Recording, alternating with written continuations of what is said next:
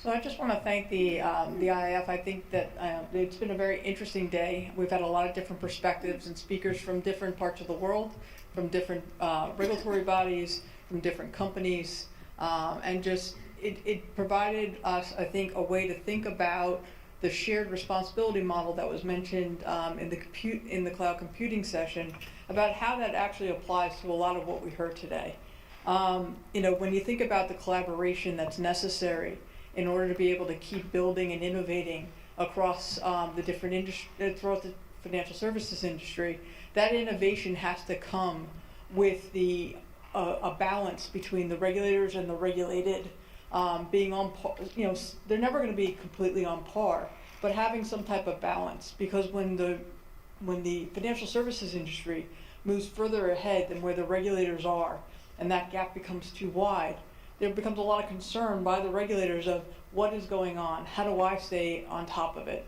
And then the good news is that we heard today that there was actually a lot of progress being made with the regulators to have innovation budgets, participating in the sandboxes that we talked about, and having more open door casual policy discussions, as well as just discussions about, for the unregulated firms, where they might be regulated, or actually they don't have to be regulated.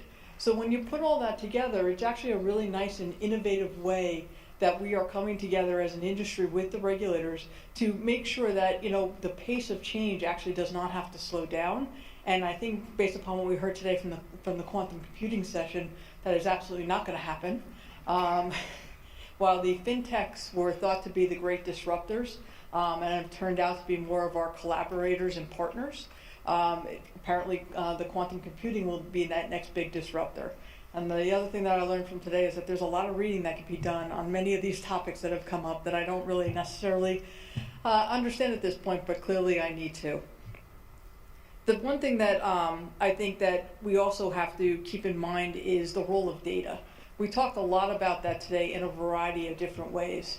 And the thing about data is that when you think about the data lifecycle, so from the moment that you have data, which is actually an interesting discussion for a lot of people because they don't always know that answer, to the moment that you no longer have the data.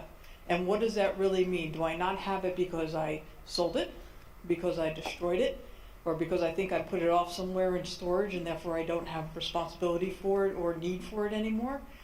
But all the parts in between when it comes to data. And it actually touches all the topics that we talked today. Where does it go? How do I use it? Somebody talked about Audit Trail. Where does that sit?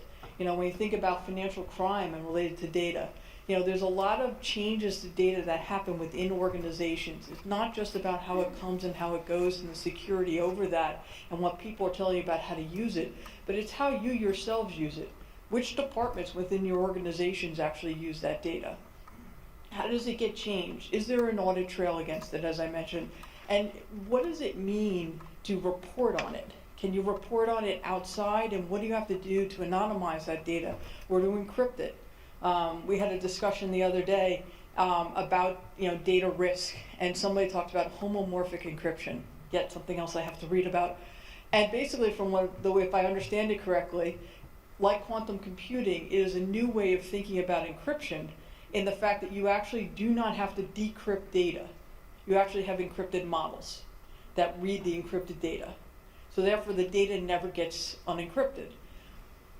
Whole new way of thinking about that. But then the question became, well, how do you validate the model? We heard a lot about regulators wanting to understand, can you describe it? Can you make me understand it?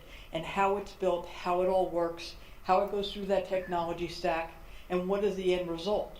So when you think about it from that perspective, you're saying, okay, so how would I build that? And that also requires different type of people. One of the things we talk about at Deloitte a lot is, what does our workforce have to look like? What does that workforce of the future look like? And we have the same discussions with our clients, and we have the same discussions with the regulators. And you heard about how they have different groups now. They have technologists, they have analysts, they have people who do quantum computing, and it's thinking about the business in the way that it's evolving and making sure that you have people in place. So, I think the big thing that we need to keep in mind is that this pace of change is not going to stop, but it is going to continue to evolve. And for all of us, I think that can be not only very exciting, maybe a little bit scary, but a way for us to continue that collaboration, but also share that risk model to make sure that we are doing it in the right way so we don't lose that trust that our clients have for us and the way we are going to protect their information. So that was all I had to say. Thank you again all for coming. We at Deloitte are really excited to be sponsoring this with the IIF and hope that you learned a lot. And for us, this is almost like our own little sandbox where we got to validate a lot about what we were thinking, and hopefully you learned a lot today too. Thank you.